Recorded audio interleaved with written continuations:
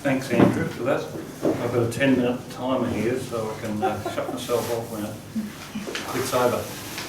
Barry Hicks, last week, Professor Hicks gave a brief introduction to the whole concept of the attributes of God, and he talked about the importance of building up our knowledge and our understanding of the nature of God. And I want to kind of expand on that a little bit today, this evening. In 1913-14, a young man was on his way home from work at a tyre company, and he overheard a street preacher say, "If you don't know how to be saved, just call on God, saying, 'Lord, be merciful to me, a sinner.'" And upon returning home, he climbed into the attic of his house and heeded the preacher's advice. That young man was A.W. Tozer.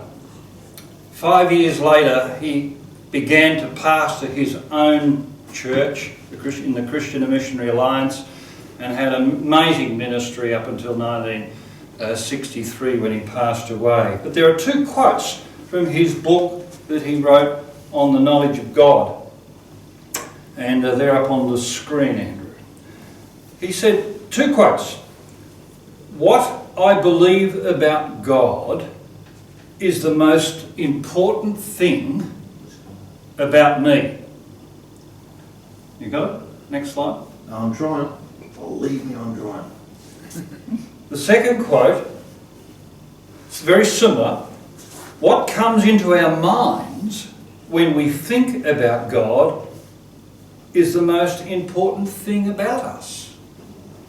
Now you reflect on those two concepts, and they're very profound statements. Another quote from a gentleman called Arthur Pink, who was a contemporary theologian of the time. In his book, The Attributes of God, he says, "The foundation of all true knowledge of God must be clear mental apprehension of his perfections as revealed in the Holy Scriptures. An unknown God can neither be trusted, served, nor worshipped. Our understanding or knowledge or our view of God informs how we live as an individual." Next slide. Our understanding or knowledge or view of God informs how we live. For example, if we imagine God to be capricious, vindictive, mean, an ogre, a killjoy, the policeman in the sky, this is often a God of our own making and has little appeal to a world that is seeking truth. On the other hand, if our view or our understanding of God is from a biblical perspective, then our response is very different. For example, seeing God revealed in Scripture as being merciful, kind, loving, compassionate, and abounding in grace alters our thinking considerably if our view of God is a God like that. Our recent memory verse from last week that we referred to last Sunday in worship, from 2 Corinthians 9:8, should inform a very different response from a seeking heart. God is able to make all grace abound to you, so that having all sufficiency in all things, at all times, so that you might abound in every good work. Reflect on that scripture and allow that understanding of God to sink and seep into the very depths of your heart, and it will be very poignant in terms of how you then choose to live. I want to give you two illustrations. Next slide. A boy in a box and the watchmaker, to try and drive this home a little bit. I was once giving a talk at the Wynnum High School in Brisbane to the school in the school auditorium. It was packed with young students. And from memory I was giving a lecture on the historicity of the New Testament. Now that's a big name, but in essence it's about the reliability and the authenticity of the biblical text as we have come to have it before us. A text that can be trusted as a source of understanding of truth. And after the talk, a youngster came up to me and he asked me this question. He said, "Who made God?" Or "Where did God come from?" And I said to the young lad, "That is a very, very good question.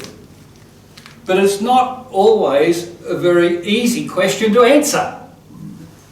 And as an aside, that in essence is what Andrew later on is going to talk about, the solitary nature of God, his eternal existence.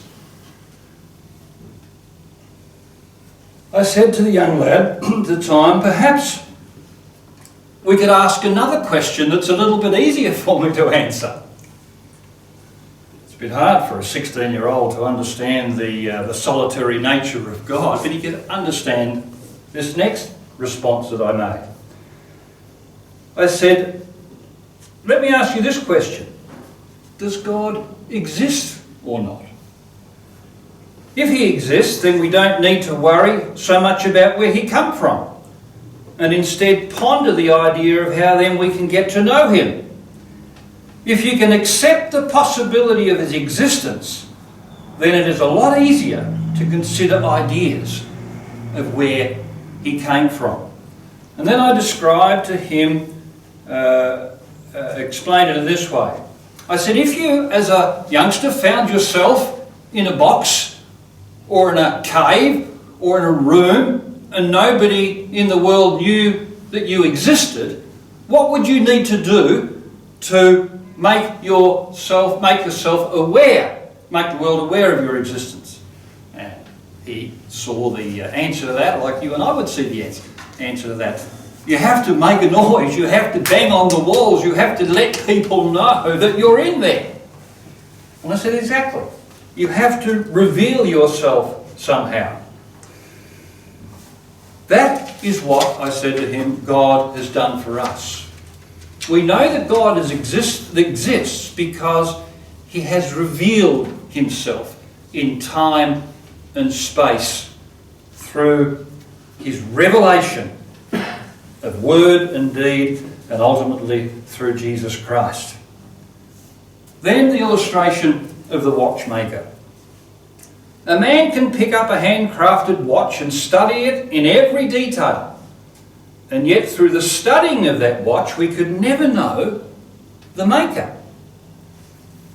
Now there may be certain attributes of the maker that show forth in that creative work, such as its precision, its detail, its beauty, its craftsmanship, and these all speak of the watchmaker, but they do not describe him. Though they may declare his carefulness to detail and his precision, eye-to-hand control, or his artistic talent, or his ability to conceptualise and bring forth from his mind into the finished product, but to know him is impossible. But if that sliding door opened and in walks the watchmaker into our presence today, all of a sudden everything changes. That which we knew in part now would make more sense because the watchmaker has revealed himself to us. Everything that we want to know about God and his attributes has been revealed to us by his words and his actions. And we know that the coming of Christ is the culmination of that revelation in our time, as it says in Colossians 2:9. For in him the whole fullness of the deity dwells bodily, and you have been filled in him. So the more we learn of him, the more we will become like him in our words and our actions. As Tozer says, next one. Stop. How do I stop it? That is the last one. No, there's one more. No, This one's the last one. Hey, what? I'm sorry, but there's no other slides here. That's it? That's it. Yeah. So what Tozer says, what I believe about God is the most important thing about me. What comes into our minds when we think about God is the most important thing about us. Learning about God's attributes impacts who we are and informs how we then should and can live.